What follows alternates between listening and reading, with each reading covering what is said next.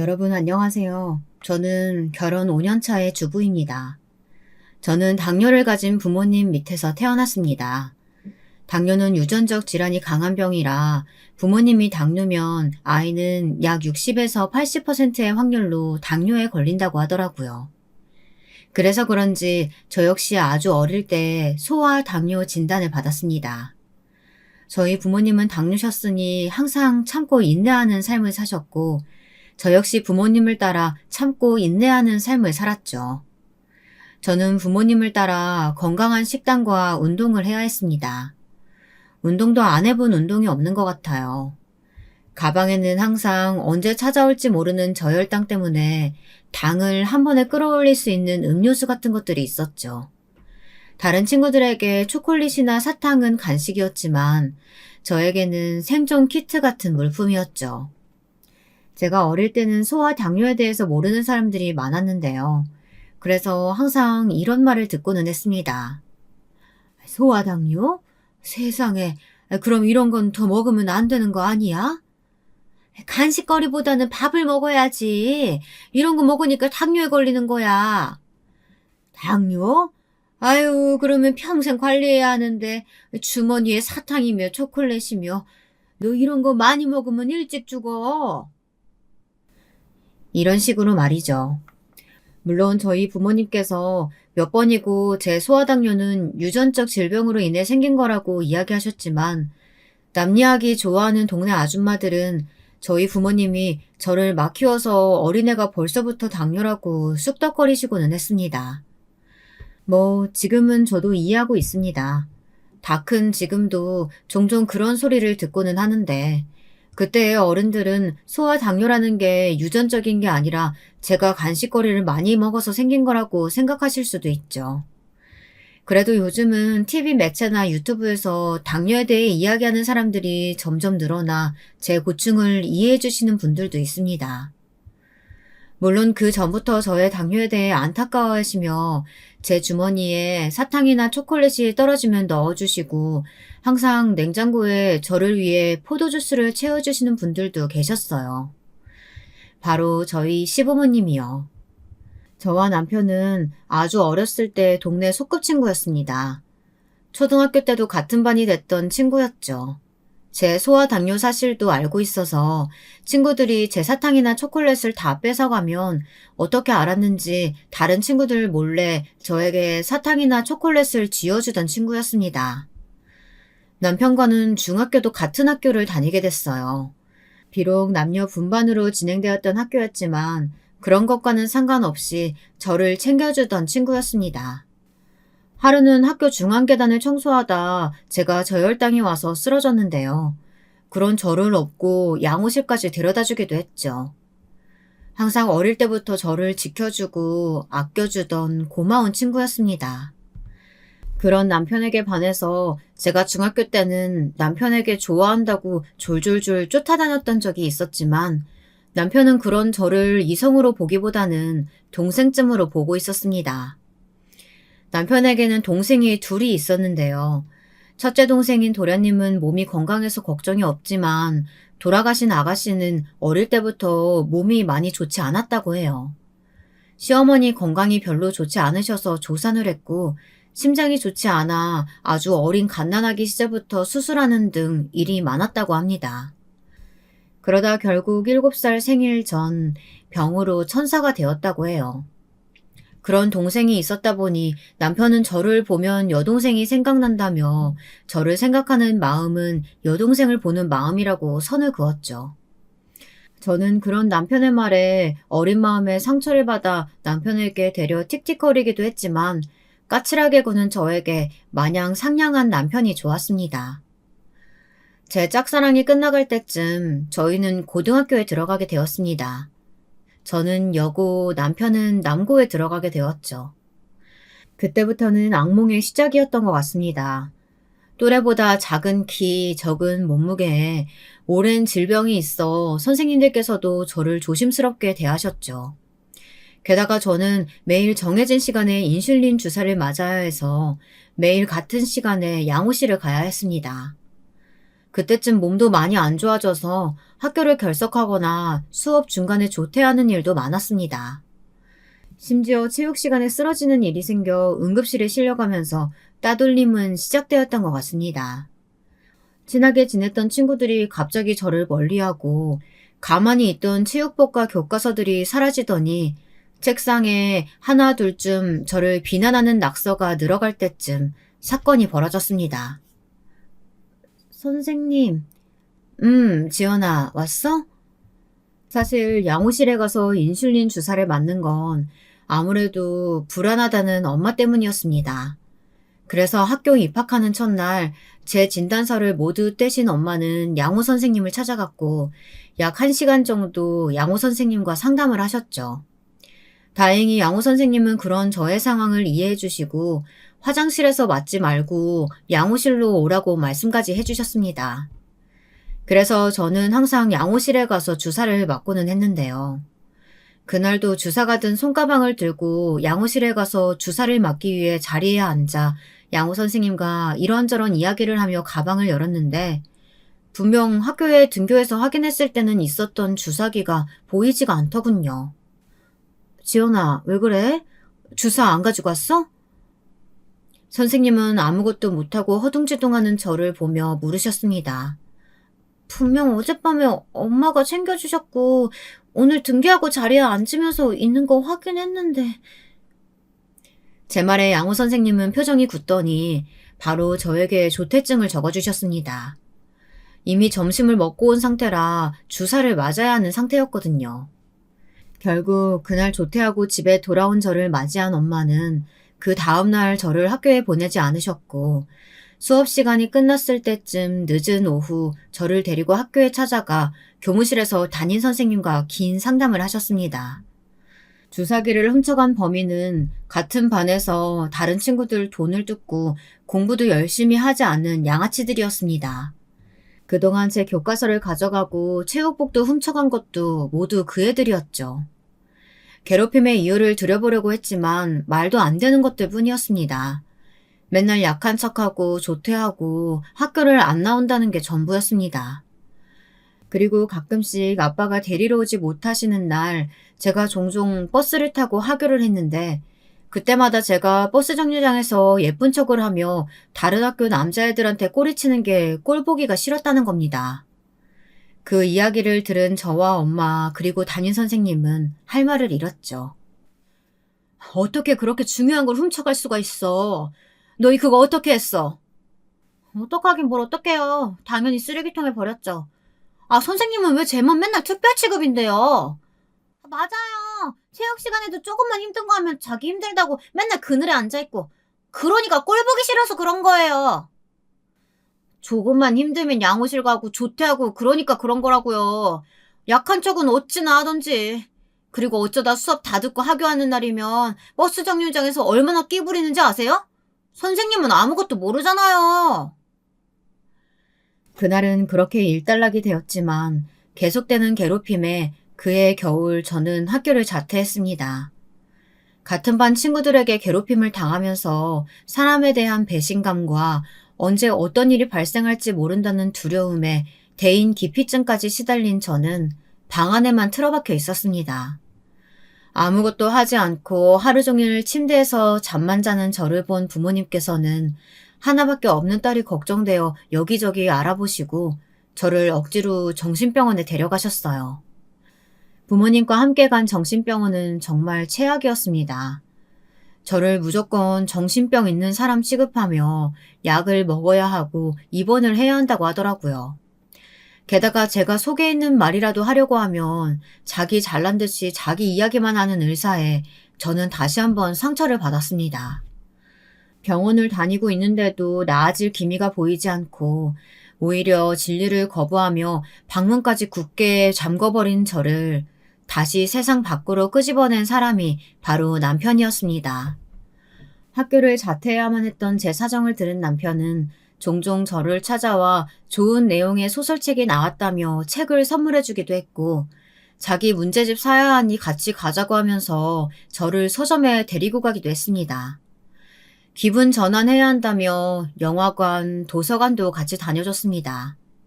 시간이 흘러 제가 남편을 따라 다시 세상 밖으로 조금씩 발을 내디딘 걸 본 저희 부모님은 큰 결심을 하셨습니다. 저를 한국에 있는 학교에 다시 입학시키는 게 아니라 유학을 보내는 걸로요. 물론 부모님도 함께 가시고 말이죠. 지금 생각하면 그냥 저희 가족 모두 캐나다로 저 하나 때문에 이민을 가는 거였습니다. 진짜 가는 거야? 가야지. 그동안 고마웠어. 이민 가기 전날 저를 집 앞으로 불러낸 남편은 이별 선물이라며 간식이든 예쁜 주머니를 선물해 줬습니다.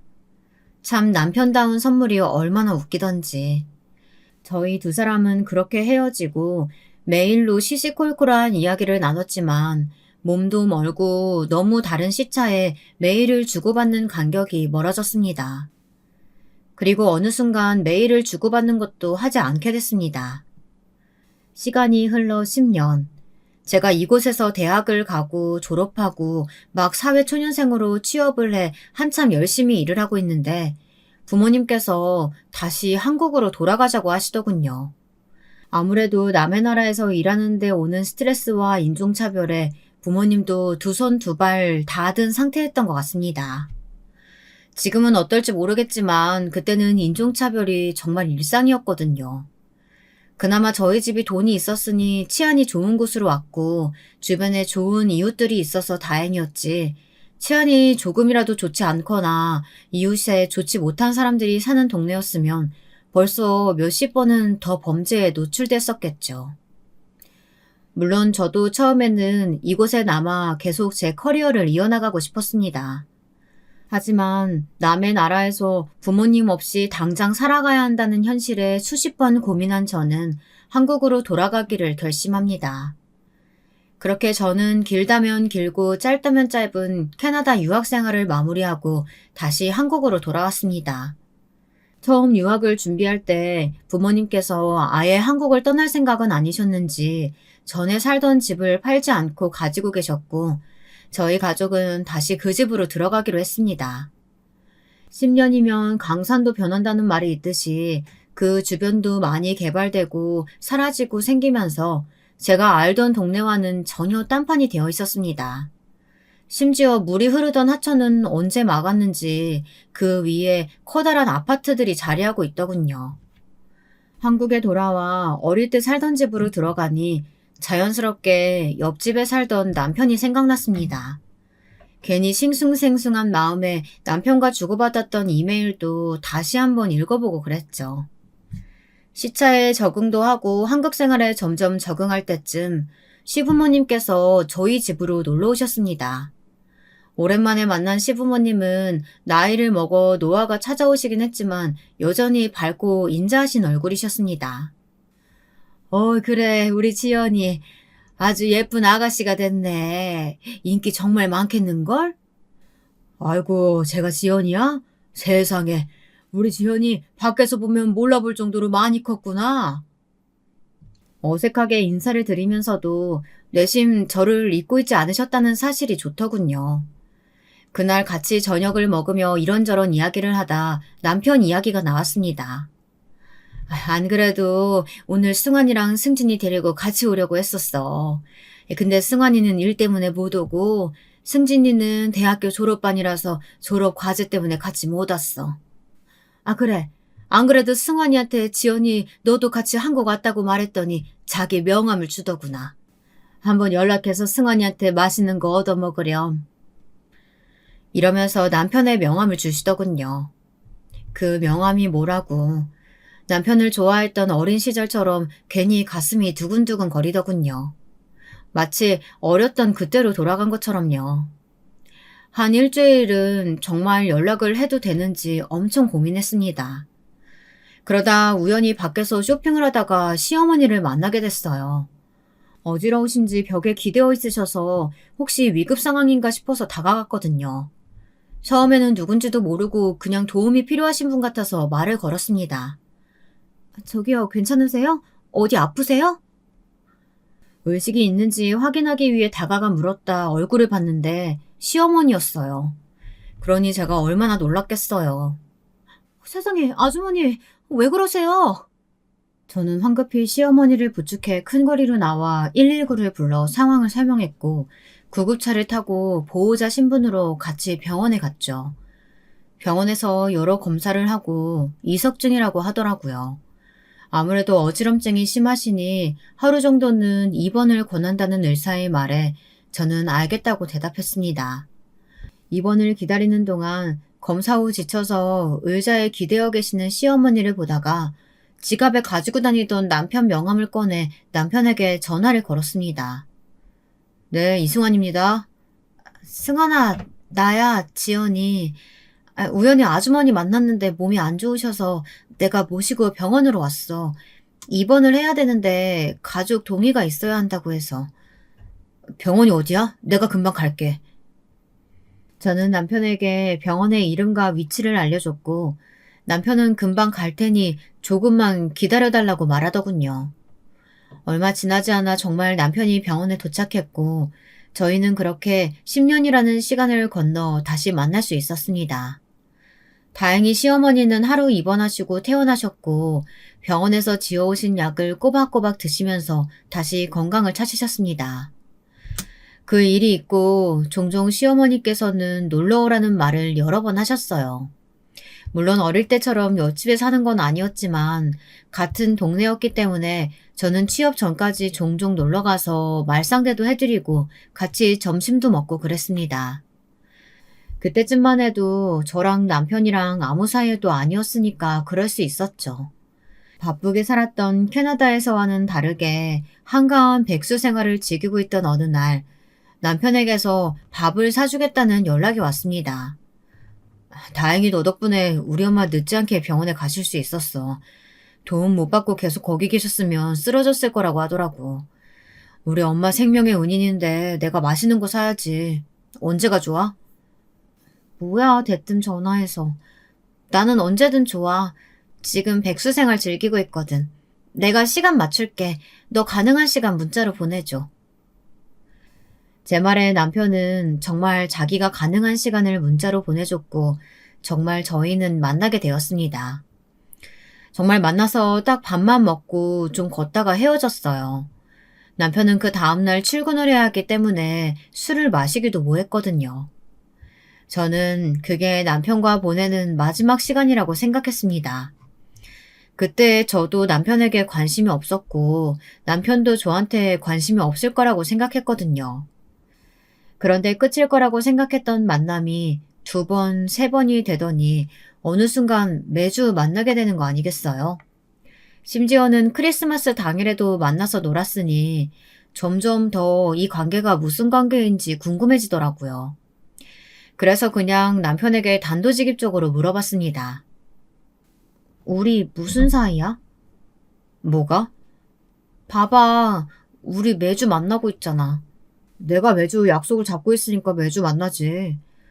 그리고 크리스마스 당일에도 만났잖아. 응, 내가 크리스마스에 약속을 잡았으니까. 아니, 그러니까 내 말은 무슨 친구가 매주 약속을 잡아서 만나고 연인이나 가족들이랑 함께 보내는 크리스마스에도 1대1로 만나서 노냐고. 그걸 이제야 깨달은 거야? 이 대답을 듣는데 정말 남편 멱살을 잡고 흔들고 싶은 심정이었습니다. 결국 그날 끝을 봐야겠다는 생각으로 남편을 긁고 있는데 그제서야 툭 결혼하자는 말을 하더군요. 우리 결혼하자. 뭐? 세상에 연애도 안 하고 있는데 결혼부터 꺼내는 남자라니. 정말 어이가 없어서 제가 아무 말도 못하고 있자 남편이 씩 웃으면서 제 손을 가져가더니 예쁜 금반지 하나를 제 왼손 약지에 껴주며 그러더군요. 사실 오늘 고백하려고 했었어. 근데 지연이 너가 이렇게 먼저 이야기할 거라고는 생각도 못했다. 너 유학 가고 나는 너 엄청 생각했어. 물론 너는 적응하느라 바쁘고 나도 수험생 생활하느라 자주 연락도 못했고 어느 순간 메일도 끊겨져서 그대로 끝이라고 생각했어. 엄마 통해서 너희 가족 다시 한국에 돌아왔다는 말 들었을 때도 믿기지 않았고. 어... 그러다 널 다시 만났고 알게 모르게 변해져 있는 우리를 생각하니까 함께 보내지 못했던 10년이라는 세월이 너무 아쉽더라. 그래서 그랬어. 매주 만나서 우리가 함께하지 못했던 10년이라는 세월 얼른 만회하고 싶었거든. 치, 바보. 지연아, 앞으로 남은 세월은 영원히 나랑 같이 해줄래? 그렇게 저는 남편의 소박한 청혼을 받았고, 저희는 그 다음해 5월 결혼식을 올렸습니다. 저희가 결혼한다는 말에 양가 부모님들은 모두 환영하셨습니다. 심지어 시어머니는 상견례 자리에서 자기가 그때 아팠던 게 마치 이렇게 될 운명이었기 때문에 아팠던 거라면서 어찌나 호쾌하게 웃으시던지. 너희 둘 내가 이어준 거다? 내가 그날 거기서 아파가지고 딱 지연이 마주쳐서 지연이가 승환이 너한테 연락한 거잖아. 그건 맞는데 엄마는 아프면 제발 병원을 가요. 내가 그날 지연이 전화 받고 얼마나 깜짝 놀랐는지 알아요? 어머 얘는. 어쨌든 일이 이렇게 잘 풀렸으니까 됐잖아. 엄마는 이제 멀쩡하고 너희는 이렇게 결혼하고. 어찌나 말을 잘하시던지 결국 저와 남편이 시어머니 덕분에 결혼하는 걸 인정하고 나서야 끝이 났습니다. 저희 부모님도 어릴 때부터 남편이 저를 워낙 잘 챙겼던 걸 아시던 분들이셔서 걱정이 없다고 하시더라고요.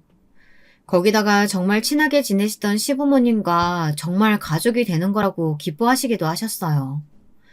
어찌됐든 부모님들께서 좋아하시는 모습을 보니 저희도 웃음이 났습니다.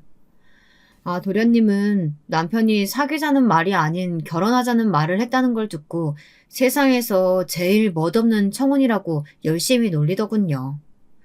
와, 형 진짜 똥매너다. 세상에 나는 매주 누나 만나러 간다고 해서 벌써 연애하고 있는 줄 알았는데. 나는 절대 형처럼은 안 해야지. 뭐가 어째? 아니, 어떻게 좋아하는 여자 입에서 무슨 사이냐고 묻는 질문을 나오게 할 수가 있어? 얼마나 형이 누나한테 목석처럼 굴었으면 누나가 그랬겠어. 어휴. 남편에게 이렇게 말하고는 저를 보면서 진지한 표정으로 말하더군요. 아이, 누나 미안해요. 이런 형이라서. 하지만 반품은 사양합니다. 한번 결혼하기로 했으니까 이제 돌이킬 수 없는 거예요. 아셨죠? 이러는데 그 장소에 있던 모든 사람들이 빵 터졌고 오직 남편만이 저걸 죽이냐 살리냐 하면서 한 번 더 웃음을 줬습니다. 남편과 결혼을 하고 나서도 크게 달라진 건 없었습니다. 남편은 제 당뇨에 대해서도 누구보다 잘 아는 사람이었기 때문에 저에게 맞춰주려고 엄청 노력했죠. 아침에 일어나서 출근하기 전에 인슐린 주사를 꼭 맞으라고 이야기해주고 점심 먹고 걷기 운동이라도 했는지를 챙겨주었습니다. 집에 포도주스가 없으면 꼭 사들고 오고 초콜릿이든 사탕이든 떨어지지 않게 항상 준비해줬죠. 시부모님도 한결같으셨습니다. 어린 시절부터 봐왔던 분들이셨고 저희 부모님과도 친하셔서 항상 남편에게 저를 잘 챙겨야 한다고 신신당부하셨죠. 오히려 저희 부모님보다도 저를 챙겨주시려는 마음이 너무 감사했어요. 그래서 저도 시부모님께 잘하려고 노력했고요. 제가 시부모님께 잘하려고 노력하니 남편도 저절로 저희 부모님께 잘하더라고요. 저희 부모님도 아주 어린 시절부터 남편을 봐왔으니 사위보다는 아들처럼 대하셨고요. 정말 완벽한 가족이었습니다. 동서가 들어오기 전까지는 말이죠. 처음에 동서를 봤을 때는 누군지 못 알아봤습니다. 남편이 도련님께 여자친구가 생겼다고 했을 때는 그냥 그런가 보다 하고 생각했어요. 막말로 도련님이 남편보다 인물이 좋았거든요. 시어머님 말씀으로는 도련님이 고등학생 때부터 고백하는 사람들도 많았고 발렌타인데이나 빼빼로데이 같은 날에는 선물도 많이 받아가지고 왔다고 했거든요. 남편 말에 의하면 대학교에 들어가서는 여자친구가 끊이지 않고 있었다고 했으니 저도 도련님이 여자친구가 생겼다는 말에도 그러려니 했거든요. 아무튼 그 여자친구랑 잘 사귀는 것 같았는데 사귄 지 얼마 되지도 않아 지금 결혼 이야기가 나왔나 보더라고요. 도련님이 남편에게 전화해 시부모님께 먼저 인사드리고 저희와 따로 만나자는 연락을 했다고요. 남편은 그 전화를 받고 바로 저에게 점심 먹었냐는 안부 전화를 하면서 이야기를 해줬고요. 그날 밤에 시부모님께서도 도련님이 드디어 여자친구를 소개해준다고 소녀같이 들뜬 목소리로 전화가 왔습니다. 세상에, 맨날 여자친구 생겨도 인사도 안 시켜주고 보여주지도 않던 애가 드디어 여자친구 데리고 온다고 한다. 아유, 너무 기쁜 거 있지? 승환이는 여자한테 관심이 없어서 걱정이었는데 우리 지연이가 떡하니 나타났잖아. 근데 이제 우리 승진이도 결혼할 사람 데려온다고 하니 엄마는 승환이고 승진이고 둘 다 영원히 결혼 못할 줄 알았는데 어디서 그렇게 신부감들을 데리고 오는지. 어머님께서 그렇게 얘기하시니까 벌써부터 동서한테 질투나서 안 되겠는데요? 어머님이랑 아버님이 저보다 동서 더 예뻐하시면 저 완전 삐져버릴 것 같아요. 어떡해요? 제가 웃는 목소리로 이렇게 말하자 시어머니께서는 얼른 목소리를 낮추며 말씀하셨습니다. 아우, 얘는 우리 부부는 당연히 지연이 너가 최우선이야. 얘는 뭐 그런 농담을 하고 있어. 지연아, 엄마는 승원이 승진이보다도 너야. 아무리 예쁘고 싹싹한 애가 내 둘째 며느리로 들어온다고 한들 너만큼 예쁘고 사랑스러울 리 없어. 우리에게 너는 며느리가 아니라 딸이야. 내 배에서 나오지 않았지만 지연이 너는 정말 예쁜 내 딸이야. 우리가 얼마나 널 예뻐하는지 그 누구보다 지연이 너가 잘 알잖니. 이러시면서 단호하게 이야기하시는 시어머니의 말씀에 괜히 눈물이 나오더군요. 저는 눈물을 꾹꾹 눌러 참으며 애써 장난치듯 목소리를 꾸며 말했습니다. 그러면 제가 동서한테 엄청 잘해줘야겠는데요? 동서가 소외받는 데는 생각 들지 않게 제가 잘해줄게요. 아무튼 우리한테는 지연이가 최고니까 그런 생각, 걱정 절대 하지 마렴. 알겠지? 네, 어머님, 알겠습니다. 그렇게 어머님과 전화를 끊고 저는 남편 품에서 조금 울었습니다. 사실 지금은 괜찮아졌다고 해도 고등학생 때 있었던 친구들의 배신이나 따돌림이 아직도 제 마음 한켠에 자리 잡고 있었거든요. 새로운 가족이 돌아온다는 기쁨과 그 새로운 가족으로 인해서 제 자리가 위태로워질 수도 있다는 불안감 때문에 동서가 생긴다는 게 마냥 기쁘지 않았습니다. 시어머니께서도 그런 제 마음을 알고 계셔서 그런지 저의 불안을 잠재워 주시기 위해 그런 말을 하셨을 거라고 생각하니 눈물이 멈추지 않더군요. 완전 울보야, 내 마누라. 그런 저를 남편이 어화둥둥 해주며 달래주는데 그거에도 눈물이 나서 어찌할 바를 몰라 했습니다. 그러자 남편은 저에게 병원에 한번 가보는 게 어떨지 조심스럽게 말하더군요. 우리 한번 병원에 가볼래? 병원? 무슨 병원? 저는 남편의 말에 정말 순수하게 다시 물어봤습니다. 그러자 남편은 긴장을 했는지 잠깐 숨을 고르더니 다시 말하더군요. 감기에 걸리면 내과에 가는 것처럼 당신은 아직 학창시절에 다쳤던 마음이 아직까지 아픈 거니까 상담센터라도 한번 가보는 게 좋을 것 같아서. 저는 남편의 말을 듣고 표정이 굳는 게 느껴졌습니다. 고등학교 자퇴하고 부모님이 억지로 데려갔던 정신병원이 떠올랐거든요. 제 표정을 읽은 남편이 서둘러 다음 말을 하더군요. 그때랑 지금이랑 여러 가지가 변했잖아. 지연이 너가 병원 다녔을 때는 정신병원이라는 단어 자체가 그 시시하고 무조건 숨겨야 하는 걸로 취급하던 시대였으니까. 그 당시 의사들도 마음에 깊은 상처 있는 사람들을 어떻게 대해야 하는지 몰랐던 거야. 하지만 지금은 TV에 나오는 연예인들도 자기 병 숨김없이 말하는 사람들이 늘어났잖아. 그렇지. 그리고 내 후배 중에 상담센터 다니는 후배들도 많더라고. 내가 잘 찾아볼 테니까 나 믿고 한번 가보는 게 어떨까?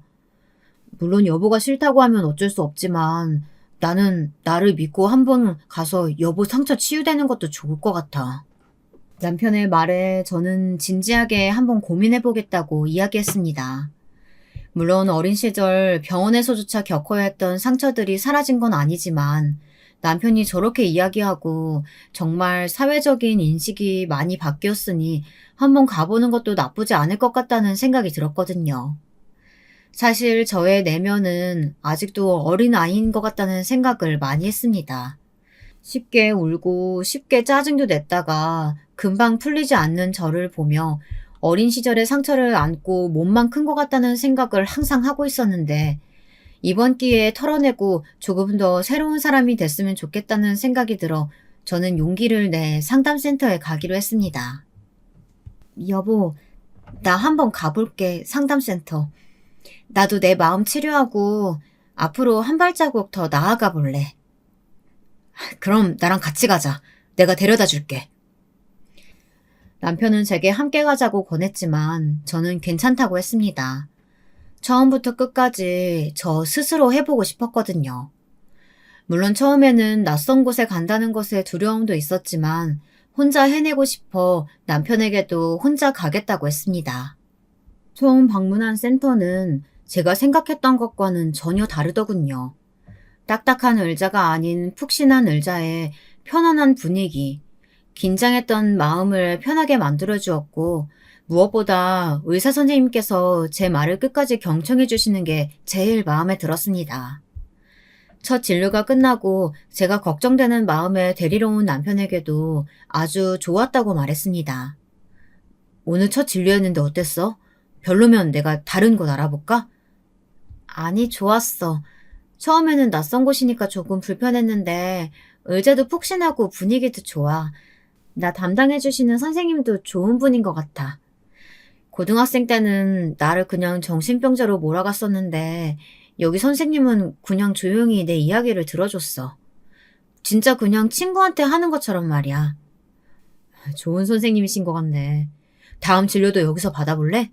다른 곳으로 옮기고 싶으면 언제든 말해. 내가 여기저기 알아봤는데 여기 말고도 다른 곳도 좋은 곳 많아. 아니, 나 벌써 다음 상담 예약도 잡고 왔어. 옮기고 싶으면 언제든지 말할게. 남편은 고개를 끄덕이면서 오늘은 맛있는 거 먹으러 가자고 했고 저도 오랜만에 밖에서 먹고 산책하고 들어가자고 말했습니다. 시간이 흘러 상담센터를 다니는 것에 익숙해지고 마음의 무게를 점차 줄여갈 때쯤 도련님이 남편에게 여자친구를 소개해주고 싶다며 연락을 했습니다. 나는 당신이랑 가는 게 제일 좋지만 당신이 조금 부담스러우면 나 혼자 다녀올까? 아니야. 나도 가서 보고 싶어. 나 혼자 있는 것도 아니고 당신이랑 같이 있는 거니까 괜찮아. 그리고 나도 도련님 여자친구 궁금해. 남편은 제 말에 웃으면서 집에서 7시까지 준비해서 기다리고 있으면 데리러 오겠다고 하고 출근을 했습니다. 남편이 출근하고 간단하게 아침을 챙겨 먹고 집안일을 하는데 갑자기 손발이 떨리고 식은땀이 나더라고요. 저혈당 쇼크였습니다. 저는 서둘러 주방에 있던 사탕을 입에 물고 냉장고에서 포도주스를 꺼내 마셨습니다. 오랜만에 찾아온 저혈당 증세에 괜히 마음에 불안해져 남편에게 전화를 했습니다. 여보, 안 그래도 전화해보려고 했는데 점심은 먹었어? 아, 점심시간이었구나. 어쩐지. 집안일 하다가 갑자기 저혈당 증상이 와서 사탕 먹고 포도주스 먹었어. 아, 왜 그랬나 했더니 내가 집안일 하다가 점심시간을 놓쳤나 봐. 뭐? 지금은 괜찮아? 내가 지금 집으로 갈까? 병원 가야 하는 거 아니야? 아니야, 사탕도 먹었고 포도주스 먹었으니까 괜찮아. 근데 오늘 나 못 갈 것 같아. 집에서 혈당 체크 계속 해봐야 될 것 같아서. 미안해서 어쩌지? 도련님한테는 나도 간다고 얘기했지. 아, 됐어. 나는 승진이보다 당신이 중요하니까 그런 걱정하지 말고 집에서 혈당 체크하면서 혹시 병원 가야 할 것 같으면 바로 나한테 연락해. 알았지? 승진이한테는 당신이 같이 갈 수 있을 것 같다고 하긴 했었는데 그거야 내가 잘 이야기하면 되는 일이야. 승진이도 당신이 당뇨 때문에 엄청 고생하는 거 아는 녀석이니까 너무 걱정하지 말고. 알았지? 당신이 그렇게 말하니까 나도 안심이 된다. 내가 정말 미안해한다고 대신 전해주고 이번에 내가 미안해서 밥 산다고 말해주고 당신이 도련님이랑 도련님 여자친구한테 맛있는 밥 사줘. 알겠지? 이번엔 정말 내가 미안해한다고. 다음에 우리 집에 한번 초대하겠다고 꼭 말해주고. 고마워. 남편은 알겠다고 하면서 얼른 밥 챙겨 먹고 혈당 체크해서 자기한테도 알려달라고 하고는 전화를 끊더군요. 저는 남편과 전화를 끊고 시계를 확인했더니 정말 점심시간이 지나가고 있었습니다. 정신없이 집안일에 몰두했더니 시간 가는 줄 몰랐거든요. 사실 당뇨는 혈당과의 싸움이라서 정해진 시간에 주사를 맞는 것도 중요하지만 꼬박꼬박 밥을 챙겨 먹고 혈당 체크를 하는 것도 중요하거든요. 가끔씩 밥 시간을 놓친 적은 있었지만 이렇게 손발이 떨리고 심장이 두근거리고 식은땀이 난 건 처음이라 괜히 마음이 조급해지더군요. 저는 서둘러 밥을 챙겨 먹고는 혈당을 체크했습니다. 다행히 혈당이 정상 수치로 나오더군요. 그날 저녁 남편은 도련님과 도련님 여자친구와 짧은 시간을 보내고 집으로 왔습니다. 오자마자 몸은 어떠냐고 묻는 남편의 말에 저는 괜찮다고 말하면서 남편에게 물어봤죠. 너무 일찍 온 거 아니야? 같이 저녁도 먹고 오라니까. 됐어. 승진이랑 재수씨도 이해해줬어. 당신 고생하는 거야. 우리 집 식구라면 모를 리 없고 재수씨한테는 자세하게는 말하지 않았는데 당신 몸이 안 좋다고 하니까 바로 이해해줬어. 회사 근처 카페에서 잠깐 이야기했고 다음에 우리 집에 초대한다고 했으니까 그때 천천히 다시 이야기하면 되는 거야. 그리고 막말로 우리가 재수씨랑 사는 게 아니라 승진이랑 재수씨랑 사는 거고 결혼한다고 해도 우리랑 얼마나 본다고. 그래. 내 걱정해서 빨리 와줘서 고마워 여보. 저는 그렇게 말하고 남편을 꼭 끌어안아줬고 남편도 저를 안아주고는 저녁은 먹었냐고 물어보더군요. 저녁은 먹었어? 혈당은 체크해봤고? 저녁도 대충 먹었어. 혈당 체크도 해봤고. 정상 수치였어. 아무래도 점심시간 놓쳐서 그랬나 봐. 전에는 점심 한 번 놓친다고 이러지는 않았는데. 나도 이제 나이도 있고 하니까 조금씩 문제가 생기나 봐. 그래도 바로 잡혀서 다행이다. 당신 다음에 당뇨약 처방 받을 때 나랑 같이 가자. 나중에도 계속 이런 일이 생기면 어떻게 해야 할지 병원에 내가 물어볼게. 어떻게 해야 하기는 뭘 어떻게 해. 얼른 내 입에 사탕 넣어주고 포도주스 먹여주면 되는 거지. 그렇지. 저혈당은 사탕, 혈당이 너무 오르면 주사. 알고는 있는데 당장 당신이 힘들어하는 모습 보면 어떻게 해야 할지 모르겠어. 그래도 집에 있어서 다행이다. 외출했는데 그랬으면 꼼짝없이 길거리에서 쓰러졌을 거 아니야. 됐어. 도련님께나 전화드려서 언제가 좋을지 물어봐. 알았지? 안 그래도 이번 주 주말이 된다고 해서 그때 보기로 했어. 당신 그때는 괜찮겠어? 어차피 우리 집에서 보는 거니까 괜찮아. 그래, 너무 무리하지 말고 안 되겠다 싶으면 그냥 취소해버리자. 알았지? 저는 남편의 말에 알겠다고 말하며 얼른 남편에게 옷 갈아입고 오라고 말했습니다. 남편은 순순히 안방으로 들어가 옷을 갈아입었고 저는 저녁을 차리면서 주말에 뭘 먹어야 할지 고민했죠. 시간은 빠르게 흘러 주말이 다가왔습니다. 집도 깨끗하게 청소하고 정성껏 음식도 준비했습니다. 곧이어 번호키 누르는 소리가 들리더니 남편과 도련님, 동서가 들어왔습니다. 여보, 우리 왔어. 저는 남편의 목소리에 현관문 앞으로 갔고 그곳에는 익숙한 듯한 얼굴의 여성이 신발을 벗으며 집으로 들어오고 있었습니다. 어서 오세요. 반갑게 인사를 하며 동서의 얼굴을 보는데 정말 어딘가 익숙한 얼굴이었습니다. 동서도 저를 보더니 잠시 흠칫하는가 싶더니 인사를 하더군요. 처음 뵙겠습니다. 김지아라고 합니다. 네, 반가워요.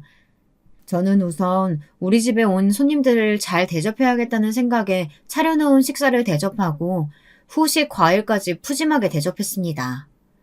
저번에는 미안했어요. 제가 갑자기 그냥 몸 상태가 안 좋아져서 저 때문에 이 사람도 얼른 들어와 버리고 많이 속상했죠. 아니에요. 저희 그날 데이트하고 놀았어요. 그런 걱정하지 마세요. 이렇게 맛있는 저녁도 대접해 주셨잖아요. 오히려 저희가 죄송하죠. 쉬셔야 하는데 저희 때문에 바쁘게 음식 준비하셨을 텐데. 화기애애한 분위기 속에서 여러 이야기가 나왔습니다. 그러면서 문득 느껴지는 기시감에 기분이 묘해지더라고요. 동서와 도련님이 가고 뭔가 찝찝함을 느낀 저는 남편에게 동서에 대해 이것저것 물어봤습니다. 동서 말이야, 도련님이랑 동갑이야? 아니, 우리랑 동갑이래. 둘이 일하다가 만났다고 하던데. 일하다가? 같은 회사인가 봐? 같은 회사는 아니고 협력회사였는데 같이 프로젝트 하다가 눈 맞았다고 하더라고. 내가 듣기로는 재수 씨가 승진이한테 반해서 쫓아다녔고, 승진이도 자기 좋다는 사람 궁금해서 몇 번 만나다가 그렇게 연애 시작했다고 하더라고. 동서 학교는 어디 나왔는지 들었어? 학교? 대학교 말이야? 아, 여보 그렇게 안 봤는데 학벌 따지는 사람이었어? 장난치듯 놀리듯이 묻는 남편을 안 아프게 찰싹 때리고는 속에 있던 말을 털어놨습니다. 아니, 얼굴이 묘하게 익숙해서 어디서 본 것 같은데 어디서 봤는지 모르겠네. 오다 가다 만난 거 아닐까? 내가 듣기론 재수 씨도 이 동네 살았다고 하던데 고등학교 때까지 이 동네 살다가 대학교는 타 지역으로 가고 대학교 졸업하고 다시 이쪽으로 돌아온 거라고 하더라고. 동네에서 오다 가다 만났으면 그럴 수도 있지. 저는 남편 말에 고개를 끄덕이면서도 묘하게 느껴지는 불쾌함을 떨쳐낼 수 없었습니다. 저의 그런 마음을 알았는지 남편은 걱정 말라고 말하며 저를 꼭 안아주더군요. 걱정하지 마. 당신이 재수 씨가 내키지 않으면 우리 쪽에서 피하면 되는 거야. 똥이 무서워서 피해? 더러워서 피하지. 안 그래? 웃으면서 말하는 남편의 말에 그 품에 가만히 안겨 고개를 끄덕였습니다. 그렇게 안정을 찾아가며 그날은 잠에 들었죠. 도련님과 동서를 만나고 얼마 지나지 않아 두 사람은 급하게 결혼을 한다며 저희에게 연락을 했습니다. 원래는 느긋하게 내년 가을쯤으로 생각하고 있던 두 사람이었는데 뱃속에 아기가 생겨 배가 부르기 전 후다닥 할 거라고 하더군요. 이미 양가 부모님께도 인사드렸고 두 사람의 결혼을 반대하는 사람도 없으니 결혼식은 빠르게 준비가 됐고 얼마 전 결혼식을 끝냈습니다. 신혼여행을 다녀온 도련님 부부는 저희 부부를 집들이에 초대했습니다. 신혼집을 구경하다가 우연히 책장에서 동서의 고등학교 졸업앨범을 봤습니다. 땡땡 여자 고등학교. 제가 자퇴한 고등학교였습니다. 그 졸업앨범을 보는데 심장이 바닥으로 처박히는 기분이었습니다. 제가 그 앞에 서서 가만히 있자 동서가 제게 다가와 묻더군요. 형님, 왜 그러세요? 그제야 이 뻔뻔한 얼굴이 기억나더군요. 저를 괴롭히던 양아치 무리 중에 한 명이었습니다. 약한 척 한다고 저를 괴롭혔던 그 아이였습니다. 제가 아무 말도 없이 자기를 보는 걸 느꼈는지 동서가 주변을 살피다가 조용히 말을 꺼내더군요. 이제 기억나? 우리 같은 학교였잖아. 저는 동서의 말에 몸이 굳는 걸 느꼈습니다. 마치 괴롭힘을 당하던 고등학교 때로 돌아간 것 같았습니다. 그날은 그게 전부였습니다. 남편은 제가 아무 말도 하지 않자 저혈당이라도 온 거 아니냐며 자기 주머니에 있던 사탕을 급하게 제 입에 물려주고는 저를 데리고 서둘러 집으로 돌아왔죠. 왜? 무슨 일인데? 재수 씨랑 무슨 일 있었어?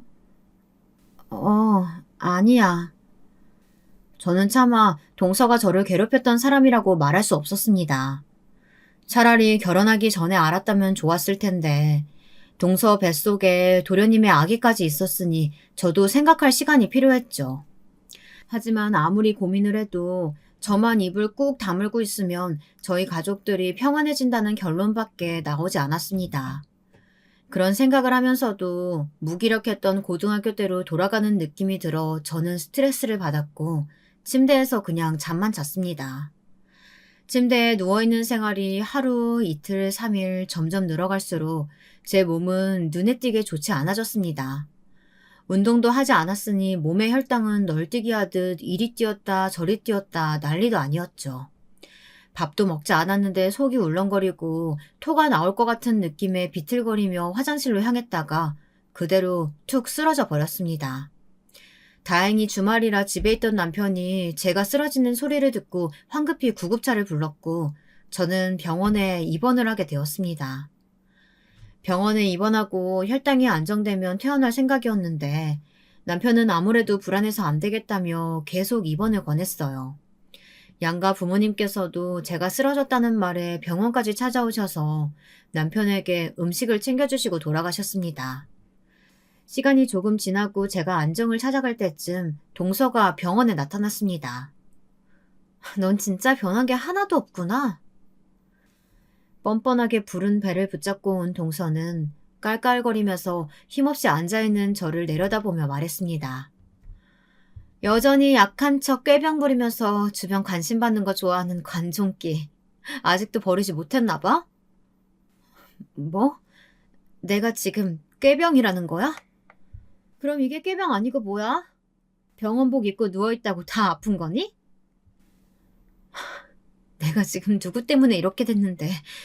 말도 안 되는 너희 억지 때문에 내가 학교도 자퇴하고 도망치듯 한국 떠나고 아직도 과거에서 허우적거리는 게 다 누구 때문인데.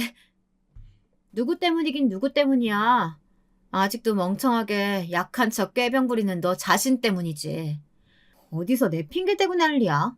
야, 꾀병 그만 부리고 일어나. 나 따라서 태어나고 네가 그렇게 자랑하는 네 요리 솜씨로 시부 생일상이나 차려.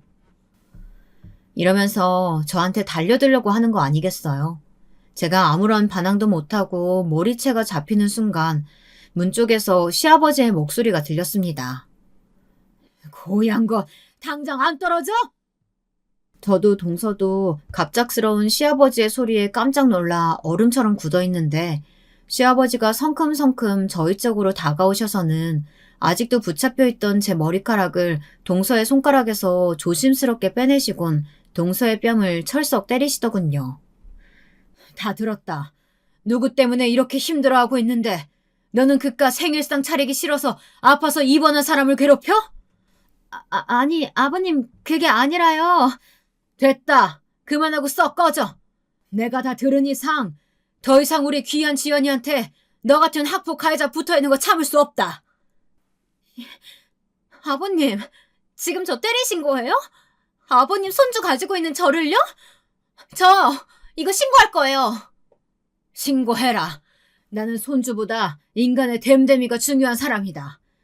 지연이가 무슨 생각으로 이렇게까지 참으면서 너를 비밀로 했을지 생각하니까 내 마음이 안 좋은데 너는 아픈 사람 머리카락 쥐어뜯으면서 꾀병 부리지 말라는 말이나 하고 나는 너같이 폭력으로 해결하려는 며느리, 그 며느리 배에서 태어난 손주 다 필요 없다. 시아버지는 그 말을 끝으로 동서를 병실에서 몰아내셨고 저에게 다가와 동서가 쥐어뜯어 헝클어진 머리카락을 조심스럽게 정리해 주시며 제게 말했습니다. 말을 해야지. 속으로만 끙끙 앓고 있으니 이렇게 된 거 아니야. 그 목소리가 어찌나 다정하시던지 저는 엉엉 울어버리고 말았습니다. 시아버지를 통해 사건의 모든 전말을 알게 된 남편도 회사를 조퇴하고 병원으로 뛰어와 저를 꼭 안아주었습니다.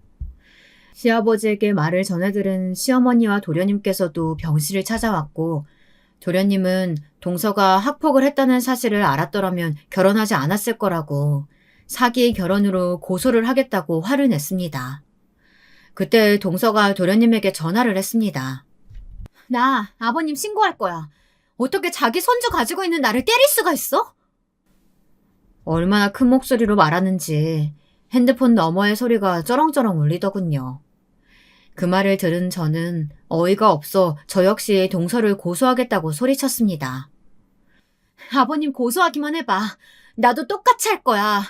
너가 먼저 가만히 있는 내 머리 쥐어뜯었잖아. 제 목소리를 들었는지 전화는 곧바로 끊겼고 그 다음날 시댁으로 동서의 부모님이 쳐들어와서 여기가 임신한 며느리 뺨 때리는 시부모가 사는 집이냐고 동네 시끄럽게 소리를 질렀다고 합니다. 동서 하나 때문에 평화로웠던 저와 시댁이 초토화가 된 거였죠. 저희 시부모님은 침착하게 경찰에 신고를 했고 동서의 부모님은 경찰과 함께 가면서 동네에 떠나가라 시끄럽게 소리를 질렀다고 합니다. 한바탕 난리가 난 동네에 시부모님께서는 집에 있었던 사정을 간단하게 이야기하며 동네 시끄럽게 해서 죄송하다며 떡을 돌리셨습니다. 동서가 정말로 시아버지를 폭행으로 신고할지 모른다는 생각에 저와 남편은 그날 병실 CCTV를 확보했습니다. 도련님은 정말 동서에게 이혼하자며 소장을 보냈지만 뱃속의 아기 양육권 때문에 시간이 좀 걸린다고 하더군요. 도련님께서는 친권과 양육권을 모두 가져오고 싶다고 하셨지만 일이 어떻게 될지는 모르겠다고 하더군요. 저는 퇴원을 하고 저희 집이 아닌 친정으로 요양을 왔습니다. 이것도 시부모님께서 먼저 권하신 거였어요.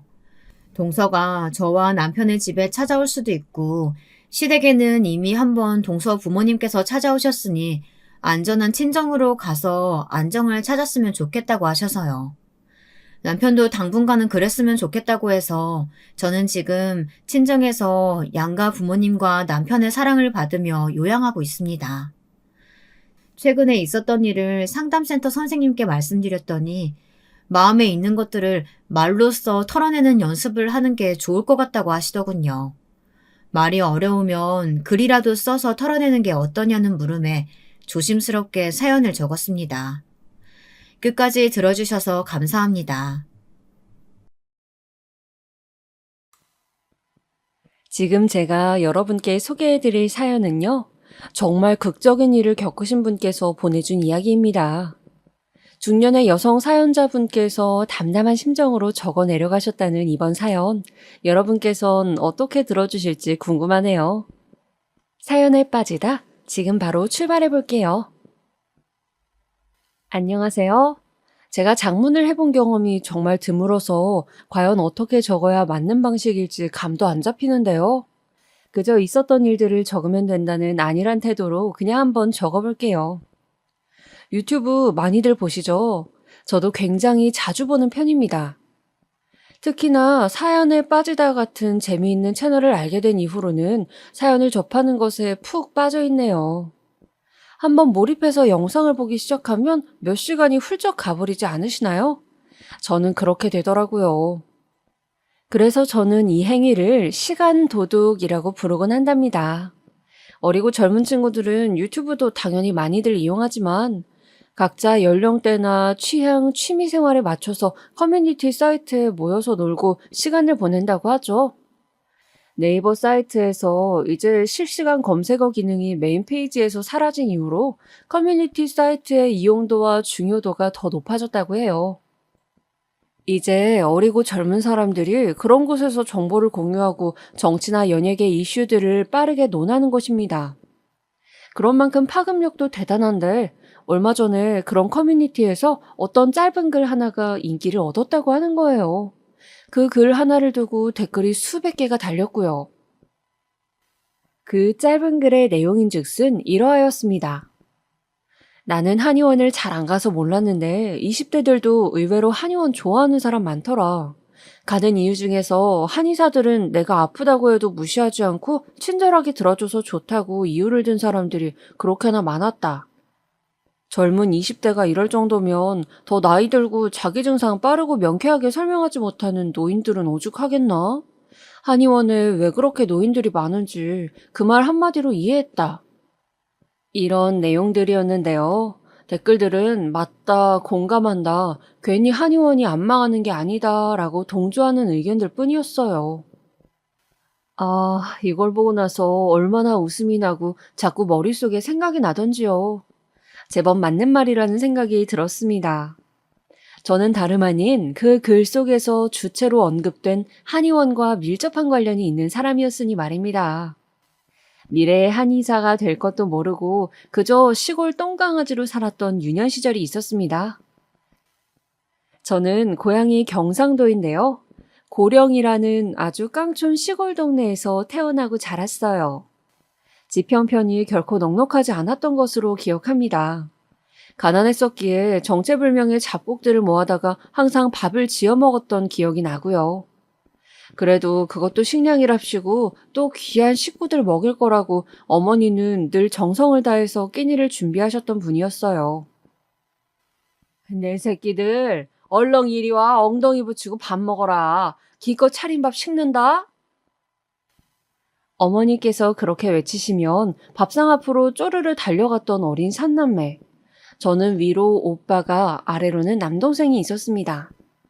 저는 중간에 낀 둘째로서 유일한 딸내미였죠. 제가 혼자 딸이었단 대목을 소개해드리다 보니까 갑자기 떠오른 건데요. 노인분들께서 한의원에 와서 한의사한테 이런저런 얘기하고 가끔은 동네 사랑방 분위기들도 내시거든요. 저는 그 언제인가 할머니 환자분께 이런 얘기를 들었던 적이 있었네요. 온몸이 안 쑤신 데가 없고 잠을 자려고 누워도 몸이 아프고 일어나려고 앉아도 몸이 아파요. 아휴, 아무래도 내가 벌을 받은 것 같아. 내가 우리 큰딸을 그렇게 못살게 굴었었거든. 큰딸을 혼내서 내 아들들한테 더 잘해주려고. 큰딸한테 항상 그랬어요. 네 오빠를 하늘같이 알고 모시고 네 남동생을 상전으로 여기며 함부로 굴지 말라고. 내가 그 소리를 수십 년간 떠들었더랍니다. 이 지경으로 나이 들고 나니까 후회가 돼요. 그래도 나한테 효도하는 건 큰딸밖에 없어요. 후회가 들고 났더니 몸이 왜 이렇게 아픈지 벌을 받는 게 틀림없소. 적당히 보약이나 지어줘요. 여기가 침 잘 논다고 해서 찾아오긴 했지만 기대하지 않어. 보약 무난한 걸로다가 양껏 지어놔 주쇼. 눈빛에 후환이 가득하셨던 분이라고 유독 기억에 남았어요. 제가 어렸을 때 친하게 지냈던 친구도 집이 그랬었죠. 걔도 저처럼 남동생이 있었던 애였는데 저랑 놀고 있을 때 그 집 어머니께서 무서운 얼굴로 오셔서는 걔 엉덩이를 뻥 걷어차셨던 모습을 봤었어요. 남동생 간식 안 챙겨주고 왜 여기서 놀고 있냐면서 말이죠. 그러고 보면 저는 참 운이 좋았던 경우였을까요? 딸이라고 차별당한 적이 없었어요. 부모님도 오빠도 남동생도 제가 딸이고 여자라는 이유로 차별한 적이 없었으니까요. 특히 오빠는 어렸던 그 나이에도 굉장히 듬직한 면모가 있었던 것으로 기억을 해요. 자기 동생들한테 되게 재미있는 사람이기도 했습니다. 익살스러웠고요. 동생들을 잘 놀아줬어요. 개구리도 잘 잡았고 물고기를 잡기도 했었어요. 풀떼기를 엮어다가 목걸이도 뚝딱 만들어줬던 만능손이었고요. 저랑 남동생은 그거 목에 걸고 뭐라도 된 것 마냥 동네를 쏘아다니며 놀았습니다. 오빠는 아주 활동적이고 호기심이 많은 성격이었던 것 같아요. 그 어린 나이에 이것저것 다 해보고 뭐든 기웃거렸으니 말이죠. 그러다가 겨울에 크게 다친 적이 있었습니다. 고구마랑 이것저것 구워 먹으려고 불을 피웠는데 근처에서 까불었던 것으로 알고 있어요. 제가 아는 것은 그 사건 때문에 오빠가 등허리에 큰 화상을 입었다는 사실이었습니다. 오빠는 원래도 등 위쪽에 커다란 점이 있었는데 그 아래로 화상 자국까지 입게 되어서 부모님이 등짝 한번 사나워졌다라고 말씀하셨고 그건 제 기억에 또렷이 남게 되었습니다. 그런 사건이 있었던 겨울을 지나 봄이 오고 또 여름이 왔을 때였어요. 그때는 오빠가 7살, 제가 6살, 남동생이 4살 때였죠. 서울 사시는 큰이모께서 아파트로 이사를 하시게 돼서 집들이를 겸하여 서울로 저희 4식구가 놀러 갔었습니다. 새 집도 가보고 재미있게 시간을 보냈더랬어요. 그러다가 일정 다 마치고 집으로 돌아가려는 길, 오빠가 사라졌습니다. 그곳은 인산 이내의 서울역이었습니다. 저는 정확히 상황을 몰랐고 기억도 하지 못했는데 당시에는 어른들끼리 아유, 똑똑해서 먼저 기차 탄 거 아닐까? 설마 애가 없어졌으리라고? 그런 의견을 주고받으시면서 심각한 일 아닐 거라고 그러셨었대요. 하지만 오빠를 앞만 찾아봐도 없는 겁니다. 서서히 분위기가 안 좋아졌고 혼비백산이 되었죠. 그 난리통에서 저는 어찌할 바를 몰랐고 남동생은 울음을 터뜨렸어요. 그날 집에 못 내려갔었고요. 이틀이 지나서야 어머니랑 저랑 남동생이랑 셋이 집으로 갔습니다. 아버지께서는 서울에 남아서 오빠를 계속 찾으셨고요. 하지만 오빠는 끝끝내 찾을 수가 없었습니다. 저희의 온전했던 일상이 무너져 내렸고 장남 잃어버린 집이라고 동네에서도 화제였어요.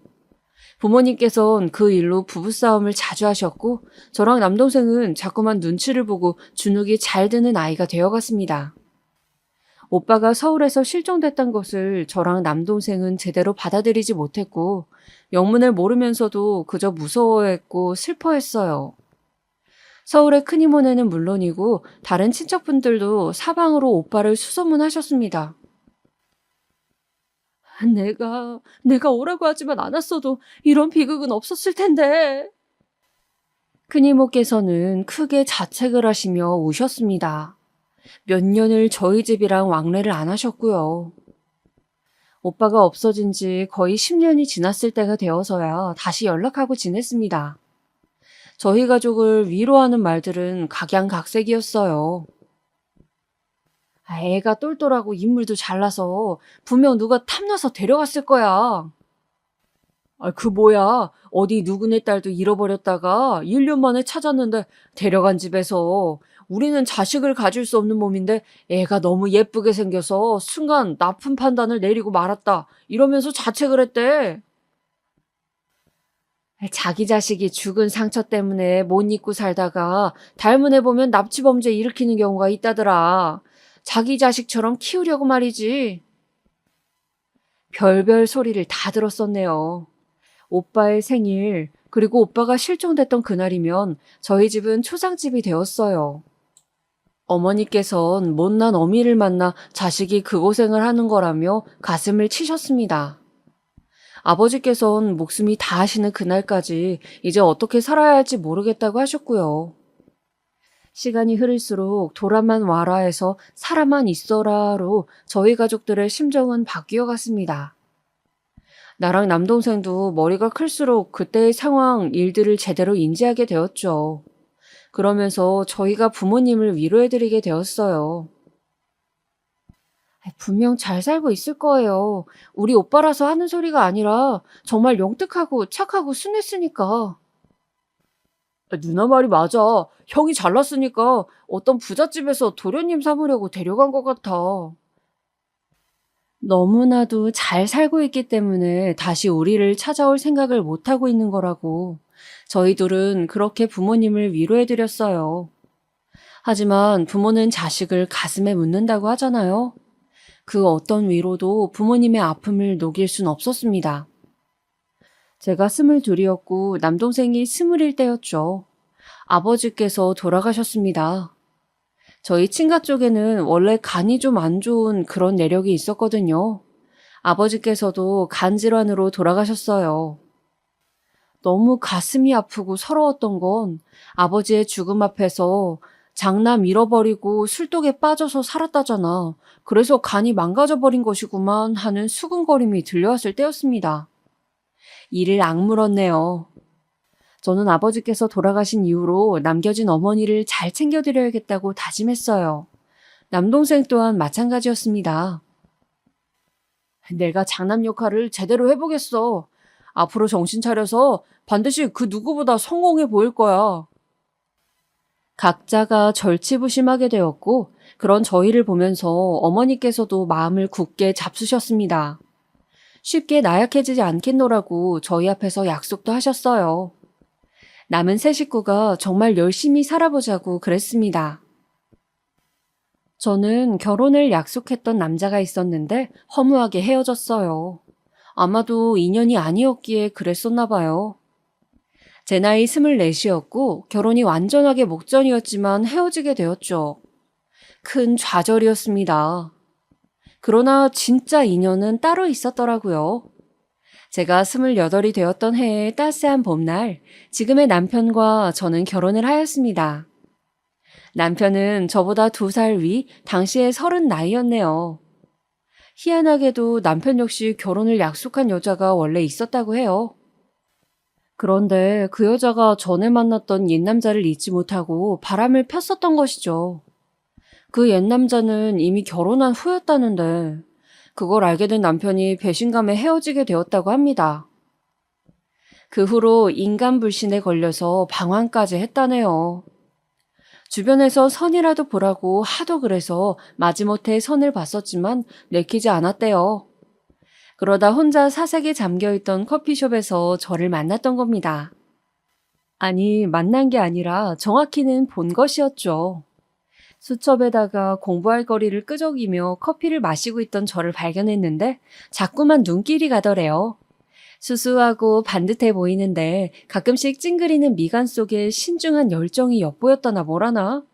남편은 그날 후회를 했다고 합니다. 말이라도 걸어볼 걸 그랬나? 나답지 않게 시선을 빼앗긴 상대였는데.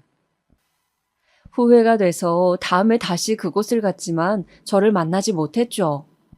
그 다음에 또 갔을 때도 마찬가지였어요. 아쉬운 마음으로 짧게 스쳐간 사람이었구나 하면서 커피숍을 나서는데 그 순간 저를 마주친 거예요. 남편은 망설임 없이 입을 열었죠. 너무 갑작스러운 거 알지만 제가 커피 한 잔 사드려도 되겠습니까? 그때 저는 아무 생각도 없이 커피숍으로 향했을 뿐이었어요. 출입구에서 마주친 남자가 대뜸 그래서 얼마나 놀랐었는지 모릅니다. 하지만 저를 보면서 반색을 하며 그러는 남자에게 호기심이 갔어요. 마주 앉아서 커피를 마셨습니다. 저는 살면서 그런 식의 관심을 받아본 게 처음이라 신기하기도 했고 부끄럽기도 했는데요. 싫지는 않더라고요. 그렇게 만남이 시작되었고 서로가 너무 좋아져서 결혼까지 했어요. 가감없이 표현해서 남편 쪽이 훨씬 잘 살았습니다. 그런 우연이 아니었다면 우리는 맺어질 수 없었을 거라고 생각했어요. 너무 차이가 났기에 저 같은 사람에게 선자리가 오지 않았을 테니까요. 시댁에서 저 정도의 조건을 마음에 들어 한 것은 아니었습니다. 분명하게 떨떠름해 하였죠. 그러나 배신감 때문에 더 이상 여자를 못 만날 수도 있다면서 우울해하던 남편이었는데 저와 연애를 하면서 다시 밝아지고 결혼하고 싶다면서 말까지 하니까 시댁에서도 저라는 존재를 인정 안 해줄 수가 없었던 겁니다. 그쯤 되면 운명인 것 같다면서 말이에요. 결혼 이후 초반에는 저를 시댁 사람들이 얕잡아 보는 것도 있었고요. 은근한 시집살이도 겪었습니다. 하지만 시간이 지나면서 제가 잘 섞여 들어가게 되었어요. 또 무엇보다 제가 한의사가 되는데 시댁의 지원과 응원이 없었다면 힘들었을 거예요. 그랬다면 저는 지금과는 다른 인생을 살았을 것이라고 생각합니다. 그렇기에 시댁에 늘 감사한 마음을 가지고 있네요. 저는 본격적인 한의사 생활을 경기도 수원의 어느 대형 한의원에서 다졌어요. 그곳에서 근무를 하는 동안 경험을 쌓았고 한의사로서의 제 정체성을 만들어갈 수 있었죠. 한의사로 일을 하면서 저희 첫째 딸, 둘째 아들도 낳아서 두 아이의 엄마가 되기도 하였고요. 아이들이 커가는 것을 저희 어머니께서 보시면서 얼마나 예뻐하셨는지 몰라요. 그리고 또 그만큼이나 마음 아파하시기도 하셨고요. 세상에나, 쟤 지금 웃는 것 봐라. 방긋방긋 잘도 웃네. 웃을 때면 어쩜 저렇게 자기 외삼촌을 빼닮았을까? 응? 웃을 때 눈이 샥 휘어지면서 입이 가운데로 좀 모아지는 거. 그게 지 외삼촌이 그랬었는데 그걸 어찌 알고선 저렇게 닮았다니? 그렇게 말씀하시면서 미소 짓는 어머니의 얼굴에는 슬픔이 어려 있었죠. 세월이 지나도 어머니의 가슴 속에는 오빠가 있었고 그 기억 속에는 마치 어제 일처럼 오빠의 실종이 선명하게 남아 있었던 겁니다. 어머니의 환갑잔치도 신경 써서 정말로 잘해드렸어요. 남부럽지 않단 소리가 절로 나올 만큼 해드렸고 그때 해외여행도 다 함께 가족여행으로 다녀왔습니다. 물론 어머니의 환갑 이전에도 해외여행을 같이 간 적은 있었지만요. 모처럼 동남아 말고 더 멀리 모시고 갔었는데 엄청 좋아하시면서도 오빠 얘기를 거론하셨더랍니다. 세상이 참 좋아졌어. 우리나라뿐만 아니라 세계의 어느 곳을 가도 다 발전이 되었네. 우리가 사는 이 세상이 이토록 화려하고 끝도 없이 넓은 것을 그 애도 보고 살았을까? 분명 그랬을 테지. 지금 이 순간도 잘 살고 있을 거야. 분명 그래야만 할 텐데. 좋은 곳에 가면 어머니께서는 늘 오빠 생각부터 나셨던 것 같습니다. 저는 한의사로서의 경력을 꽤 쌓은 뒤로 개원을 준비하게 되었습니다. 제가 차리고 싶다는 꿈은 늘 있어 왔거든요. 드디어 개원 준비에 돌입하게 되었을 때 어머니께서 쓰러지셨어요. 응급처치는 빠른 편이었으나 예후가 좋지 못했습니다. 끝내 회복을 하지 못하셔서 모든 가족들은 자연스레 마음의 준비를 하게 되었죠. 어머니께서는 저랑 단둘이 있을 때 저에게 이런 말씀을 남기셨어요. 선하게 살고 남을 위해서 살아라. 지금은 오직 그 말뿐이다. 제가 울음을 참으면서 그냥 고개만 끄덕거렸어요. 잠시 숨을 고르셨던 어머니께서는 고심이 역력하신 표정으로 이런 말씀을 덧붙이셨습니다. 그리고 네 오빠를 생각해다오. 잊지 말고 늘 있는 일 없도록 언젠가는 네 오빠를 다시 만나서 남매가 셋이 잘 지냈으면 하는구나. 아휴, 네 오빠를 꼭 찾아야 할 텐데. 아, 내 아들아. 부디 내가 올라가는 하늘나라에 네가 없어야 한다. 제발 그래야만 한다. 그런 어머니 앞에서 저는 연신 눈물을 삼켰고 반드시 그러겠노라는 말씀 또한 드렸습니다.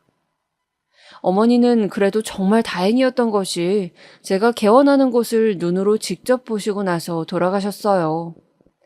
손주들의 손도 다 잡아보셨고요. 개원 이후 저는 바쁘게 지내면서도 마음 한편으로는 어머니의 유지를 받들어야만 한다는 생각을 늘 품고 있었습니다.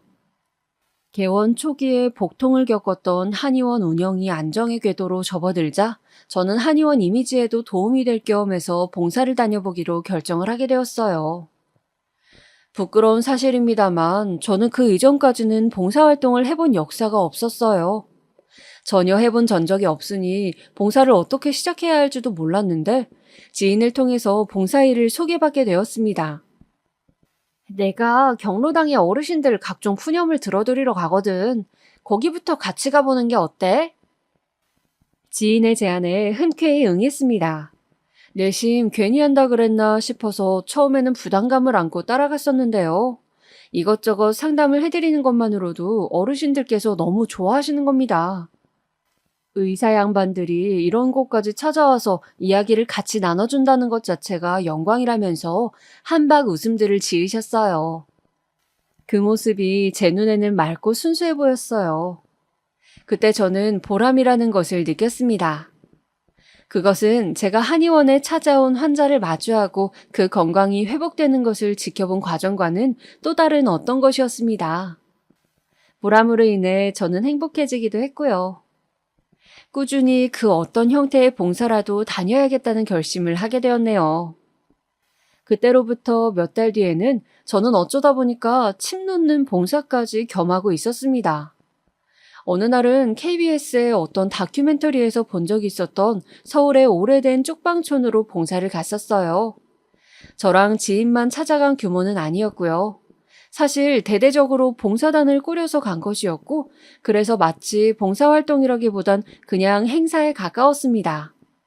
전문 사진기사도 저희를 따라와서 사진을 여러 장 찍었고요. 주된 상담은 다른 분들이 하셨고 저는 결리는 곳이라든지 하는 데가 특별히 있다고 하시는 몇 분에 한해서 침을 놔주는 역할을 그냥 맡았습니다. 제 앞에 어떤 운명이 따리를 틀고 있는지도 모르고 태어나기 짝이 없었네요. TV에서 보던 것보다 쪽방촌들이 집마다 모양이 정말 가지각색이고 초라하단 생각이나 하고 있었더랍니다. 그러다가 어떤 분의 순서가 되어서 제가 침을 놔주게 되었어요. 할아버지라고 부르기엔 죄송하지만 그렇게 보이시는 분이셨습니다. 상담을 위시한 짧은 대화를 나눈 끝에 그분에게는 등에다가 침을 놔주기로 하였습니다. 쪽방촌에는 엄청난 사연을 가지신 역사의 산 증인 같으신 분들께서 정말 여러 계셨으나 그분 역시도 만만치 않다는 생각을 했었어요. 왜냐하면 본인을 암 환자라고 소개하셨기 때문입니다. 그분은 암 선고를 막 받으셨던 상태였는데요. 돈도 없고 가족도 없고 그 아무도 나를 돌봐줄 리가 없어서 그냥 여기에 있습니다. 그저 여기서 시간이나 보내면서 죽을 날만 고상하게 기다리는 중이죠. 액면가로 판단하자면 저보다 10살은 많아 보이셨는데요. 그런데 그분이 엎드리시기 전에 제가 가볍게 분위기나 풀어보려고 나이 질문을 드렸다가 저보다 고작 1살이 많으시다는 것을 알고는 그 순간 깜짝 놀랐습니다. 세상에나 지레짐작으로 그분의 유추되는 나이를 말씀드렸더라면 큰 실례일 뻔했었죠. 그분께서는 노가다를 뛰시면서 생활을 이어오셨다고 본인의 과거를 전해주셨습니다. 한번 노가다 현장에서 크게 다치는 일이 있었는데 그것 때문에 쉬게 되어서 돈을 못 벌게 되었고 결국 이쪽 방촌으로 흘러들어오게 되었다고 하셨어요. 그 다친 것 때문에 병원도 다닐 수밖에 없었고 그 바람에 내가 암이 걸렸다는 걸 알게 되었으니 이거 참 잘 된 거라고 해야 하는지 안 된 거라고 해야 하는지. 그분께서 씁쓸하게 말하시는 동안 저는 제법 상투적으로 그러시구나. 이렇게 대답하는 것이 다였네요. 반은 어떻게 반응해야 할지 몰라서 그랬고요. 반은 그분의 맨 등짝을 보고 나니까 기시감이 들어서 당황스러운 마음에 그랬습니다. 침을 놓으면서 저도 모르게 고개를 갸웃갸웃 거렸네요. 어라? 여기 이건 점 아닌가? 그리고 이거는 혹시 화상을 입었던 자국이 아니었을까? 생각을 이어가다 보니까 제가 아는 어떤 사람도 딱 이런 조건을 가지고 있다는 게 떠올랐죠. 화들짝 놀라서 그분의 성함을 확인해봤지만 전혀 일치하지 않았습니다. 하긴 이렇게 오빠를 찾는 건 말도 안 된다면서 저 혼자 피식 웃었네요. 그런데 왠지 개운하지 않은 기분이 들어서 그분께 슬쩍 여쭤봤어요. 저기 그런데요. 어르신께서는 혹시 고향이 어디세요? 고향? 그 지방인데 아마도 고령일 겁니다. 고령. 그때 그 순간 제 심장이 쿵 이렇게 내려앉았고요. 그러자마자 미친 듯이 뛰기 시작했어요. 침을 다 놓고 나서 쿵, 쿵, 쿵 울리는 심장을 안고선 그분과 마주본 자세로 앉았습니다. 고령일 거라고 하시는 건 정확하지가 않아서 그러시는 건가요? 예.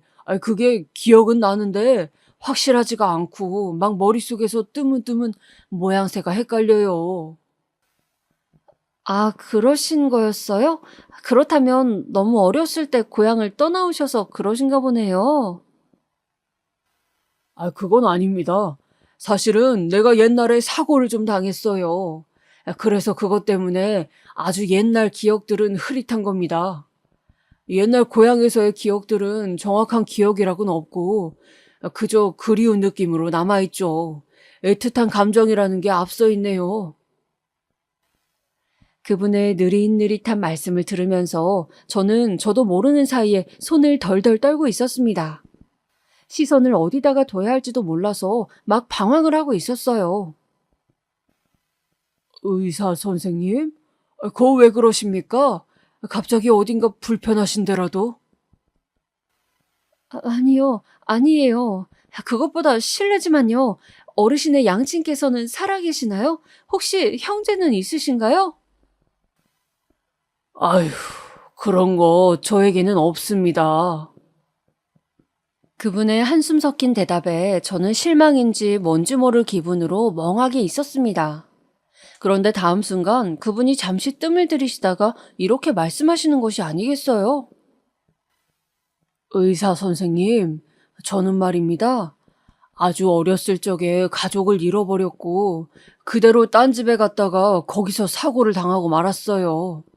좀 다쳤었는데 그런 저를 그 집에서는 고아원에 갖다 버렸습니다. 저는 그 집 사람들이 고아원에다가 적어준 인적사항대로 그저 살아왔죠. 저는 요동치는 심장을 안고 두 주먹을 불끈 쥔 채로 그분께 제가 품고만 의심, 그 생각을 전달드렸습니다. 어르신, 부탁드리는 것은 우선 제가 드리는 말씀을 이상하게 듣지 말아주세요. 예? 뭘 이상하게 듣지 말라는 겁니까? 저는 아주 어렸을 적에 제 친오빠를 잃어버렸습니다. 제 고향은 경북 고령이에요. 내내 기운 없이 계셨던 그분께서 그 순간 처음으로 놀란 표정을 지어 보이셨어요.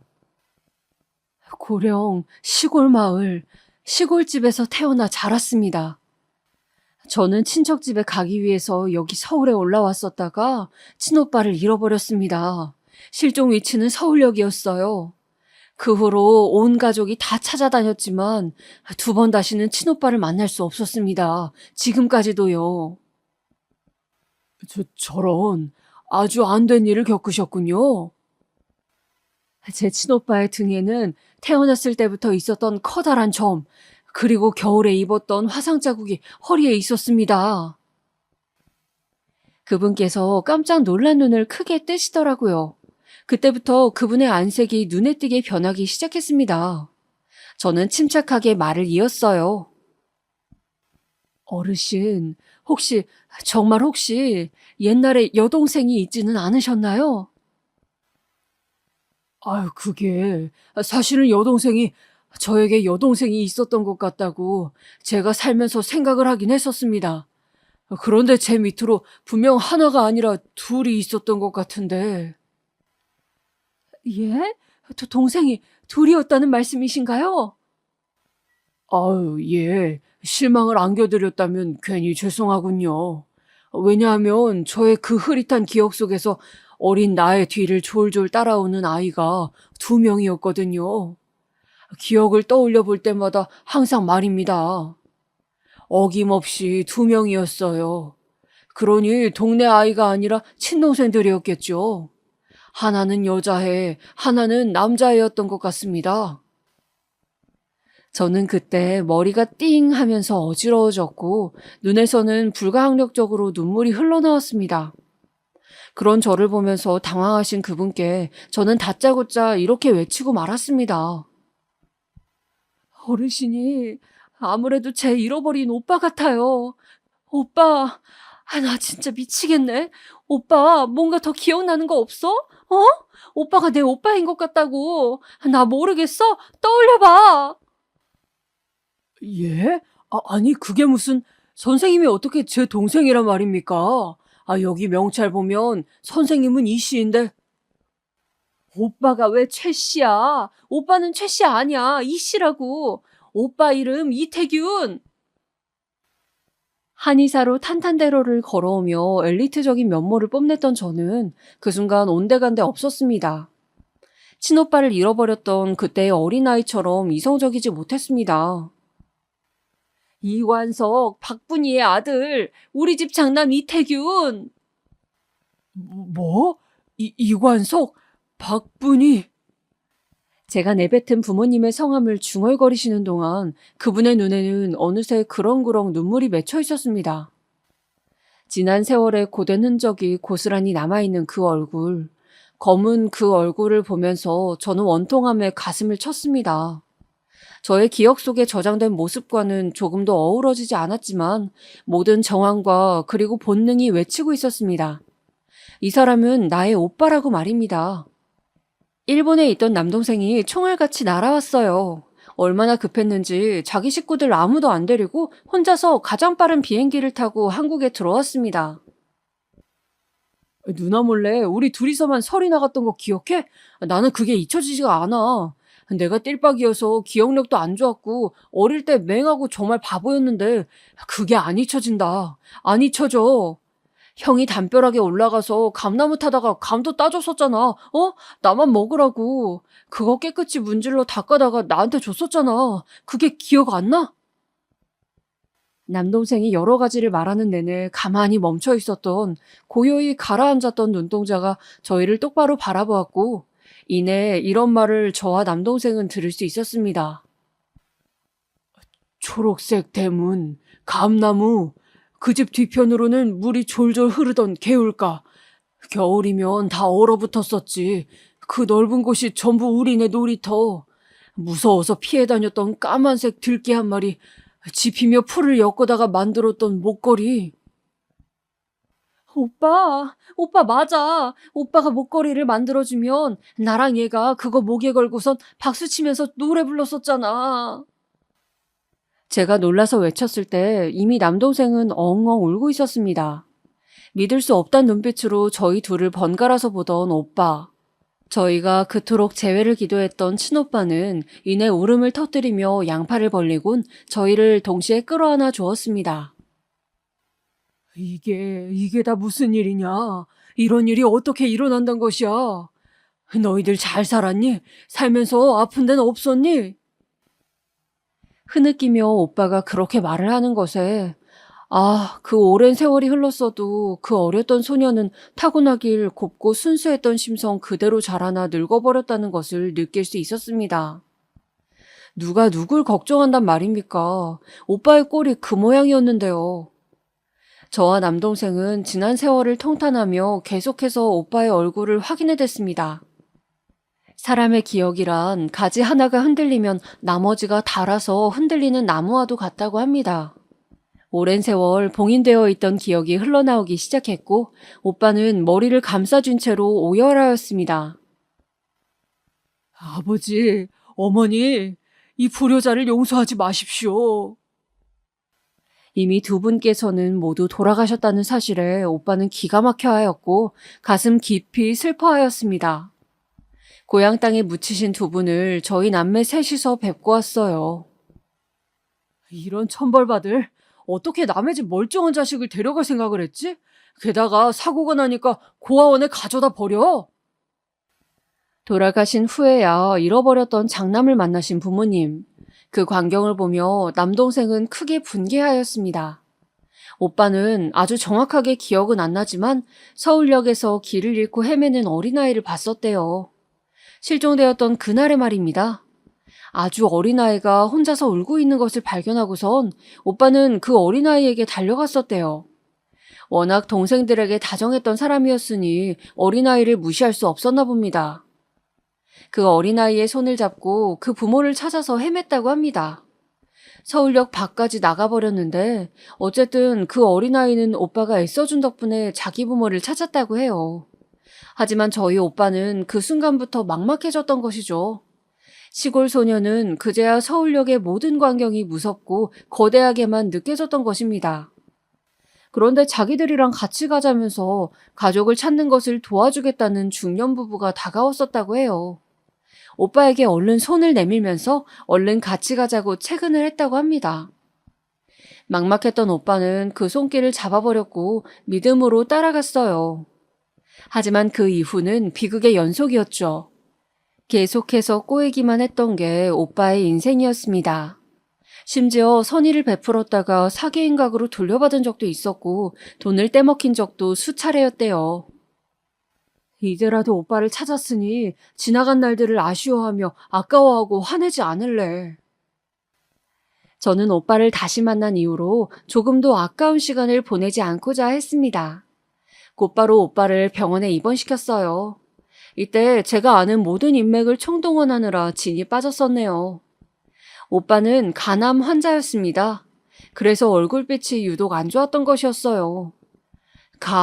바로 저희 친가 쪽의 내력이었습니다. 아직 희망이 있다는 병원 측의 소견을 듣고 저희는 끝에 끝까지 가보기로 하였어요. 저희에게 포기란 없었습니다. 그리고 남동생이 오빠에게 간 이식을 해주기로 결정을 마쳤습니다. 이 기적을, 애써 힘들게 찾아온 기적을 내가 놓치면 안 되는데, 내가 워낙 못난 사람이라 망쳐버리면 어떡하나 그 생각으로 정말 미칠 것만 같다. 수술하기 전에 오빠는 그렇게나 울었습니다. 막상 남동생은 아주 씩씩했고 의연했어요. 저는 간절하게 기도하였습니다. 평소에는 나약했던 신앙심이 그때만큼은 엄청나게 살아났죠. 제발 우리 남매가 다시 셋이 되어 살아갈 수 있게 해달라고, 이 고비를 넘기게 해달라고 눈물로 기도를 했습니다. 돌아가신 부모님들을 향해서도 하늘에서 우리들을 지켜보고 도와달라고 간절한 부탁을 드렸어요. 우리가 이렇게 다시 모일 것을 알고 그거 다 내다보시고 나한테 그런 유언을 남기셨던 거였죠? 그러니까 도와주세요. 오빠가 어머니 곁으로 지금 가지 않도록. 간절하고도 간절한 기도가 수술 당일날에도 그 다음날에도 멈추지 않고 이어졌습니다. 눈물로 호소했던 그 이후로 세월이 흘렀습니다. 어떻게 되었을까요? 저희 삼남매는 모두 잘 살고 있습니다. 극적인 사연을 지닌 저희 오빠는 집안에서 인기인이었고요. 최고 슈퍼스타예요. 남동생은 영웅으로 추대되고 있답니다. 저희 딸이 결혼을 했는데 결혼식 날에도 저희 오빠가 얼마나 멋지고 번듯한 신사였는지 몰라요. 쪽방촌에서 봤었을 때는 진짜 엄청 늙어 보이고 솔직히 꼴이 말도 못했었는데 건강 회복하고 나서 사는 환경이 달라지다 보니까 이제는 완전히 딴 사람이 되었어요. 놀라운 건 오빠의 얼굴에서 저희 돌아가신 어머니의 모습이 얼핏 보인다는 거예요. 이래서 시도두금 못한다고 하나 봅니다. 오빠는 반쯤은 취미 생활로다가 커피 내리는 바리스타 수업을 들었었는데요. 2급을 따더니 그 후로 1급을 땄고요. 진지하게 커피에 관심을 가지더라고요. 카페 창업을 준비하다가 코로나 터져서 천운으로 딱 미룰 수 있었어요. 바로 얼마 전에 작은 카페를 오픈하였습니다. 형은 돈 안 벌어도 되니까 장사 그냥 쉬엄쉬엄 해버려. 할 거 없으니까 가게 나가서 있는다 이렇게 생각을 하라고. 형수님이 부자신데 그까지 장사 되거나 말거나 무슨 상관이고 걱정이야. 개업 전날 가족들끼리 모였는데 남동생이 그런 소리를 내서 저희가 다 얼마나 웃었는지 몰라요. 오빠는 그 사이에서 얼마나 멋쩍어 하던지요. 다시 저희의 곁으로 돌아온 이후 오빠는 새로운 인연 또한 만났습니다. 정말 신기한 게 뭔 줄 아시나요? 오빠가 맞이한 인연, 그분은 제 한의원의 환자로 내원하셨던 분이셨습니다. 한번 결혼 생활 실패를 겪으시고 우울증에 걸리셨다가 마음뿐만 아니라 몸까지 아파지셨던 분이셨고 저도 참 마음이 쓰였던 분이셨어요. 그런데 어쩌다 보니 인연이 그렇게 흘러갔어요. 설마 하니 오빠랑 엮여버릴 줄은 꿈에도 몰랐네요. 너무너무 좋으신 분이고요. 오빠랑도 잘 어울리는 한 쌍입니다. 서로의 내면을 잘 보듬어주면서 사이좋게 지내는 부부라서 다른 가족들의 원성을 사고 있어요. 너무 그림같이 이상적으로 지내서 다른 사람들을 못나 보이게 만든다고 말이죠. 물론 농담입니다. 오빠는 지금 억울하고 고되었던 세월은 모두 다 잊은 사람처럼 행복하고 얼굴에 그늘 하나 없는 모습으로 지내고 있어요. 저랑 남동생을 잘 챙기는 것은 물론이에요. 저나 남동생이나 사실 남부러울 것 없이 각자의 위치에서 어느 정도 성공을 거뒀다고 자부하는 사람들이거든요. 그러다 보니까 자립심이나 개인 능력도 뛰어난 편이고요. 그런데 참 신기하죠? 오빠를 찾고 난 이후로 저희는 당연히 저희가 오빠를 앞으로 보살펴주고 부양할 생각만 하고 있었어요. 하지만 결과는 정반대였습니다. 저희가 오빠한테 전적으로 의지하고 있는 모양새가 되어버렸어요. 이래서 괜히 첫째가 아닌가 봐요. 정신적으로 의지할 때가 있으니 위안이 되고요. 남한테 꺼내지 못할 속내도 오빠한테는 편하게 털어놓게 되더라고요. 남동생도 마찬가지래요. 아무리 저랑 괜찮게 지내는 사이의 남매였다곤 해도 여자, 남자 차이가 있어서 그건 어쩔 수 없었거든요. 그런데 오빠랑은 둘이서 남자끼리 통하는 무언가가 있나 봅니다. 저만 빼놓고 가끔 둘이서 낚시 여행 다니는데 보기 좋으면서도 괜히 눈꼴 시렵고 웃음도 나고 여러 가지 기분이 들어요. 이게 피로 이어진 사이라는 거겠죠? 일찍 가신 부모님을 위해서라도 저희 삼남매는 남은 시간들을 알차고 행복하게 늘 최선을 다해 살아가려고 합니다. 남매 간의 우애가 상할 일은 아무래도 영영 없을 것 같죠? 저희 생각도 그래요. 사연에 빠지다를 늘 보기만 하다가 갑자기 뭔 바람이 들어서 사연을 적어보았는데 소개가 된다면 정말 떨릴 것 같네요. 만약 사연에 빠지다에 이 사연이 올라온다면 제가 가족들한테 이걸 공유를 해야 할까요? 아니면 저만 간직하고 말아야 할까요? 가족들한테 알린다고 생각을 하니 민망하고 부끄럽기도 하네요. 아무한테도 말 안 하고 저 혼자 슬쩍 적는 거라서요. 어찌되었든 사연에 빠지다에 계신 모든 분들에게도 좋은 일들이 가득하길 빌어봅니다. 사람 사는 모양 너무 다양하잖아요. 한 사람 한 사람 그 인생을 들여다보면 역사가 아닌 인생이란 없는 것 같습니다. 우리 모두 역사를 쓰고 있는 사람들이에요. 자부심을 가지고 내일도 살아가십시다.